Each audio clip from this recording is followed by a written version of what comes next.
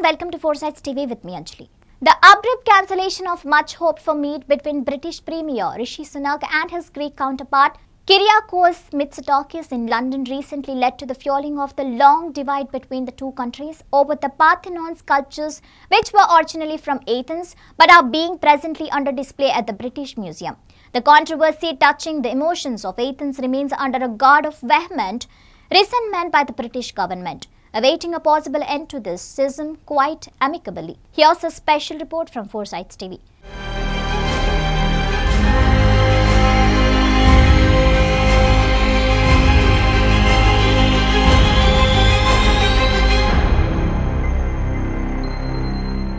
Pressure has been growing on the British Museum and other institutions around the UK in recent years to address the contested items in their collections. One of the most high-profile examples is the Parthenon sculptures, the fate of which is the subject of much discussion. The treasures, are also known in the UK as Elgin Marbles, have been a display in the museum since the 19th century. The chair of trustees, George Osborne, has been conducting behind-the-scenes discussions with the Greek government. The British Museum has reiterated that talks with Greece about the fate of the sculptures are ongoing and constructive. The Parthenon project, which campaigns for a cultural partnership agreement, advocates the British Museum send the sculptures to the Parthenon collection in the Acropolis Museum in Athens in return for what it calls blockbuster artifacts that have never been seen outside Greece before. This could include the 3,600-year-old mask of Agamemnon and the Critias boy. More than 4 million people visited the British Museum in 2022. The trustees believe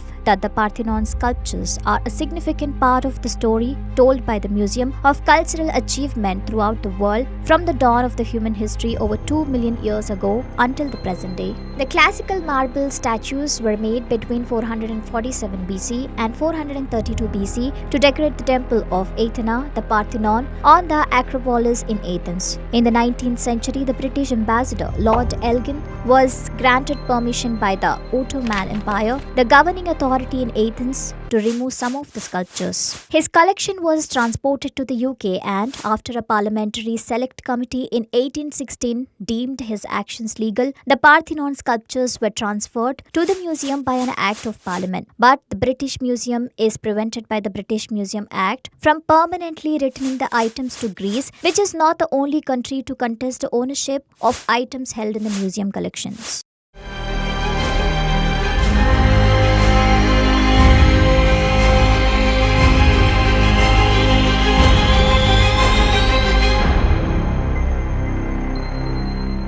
The governments much place art above the petty politics and much come together to do the kind of justice which would not only make the scenario amicable to both the parties but must bear in mind that in a civilized society, the emphasis should be more on restoring the cultural heritage of any nation by enriching it with its own cultural contributions than by retaining them elsewhere, which is nothing short of a blasphemy. Thank you for watching Foresights TV with me, Anjali.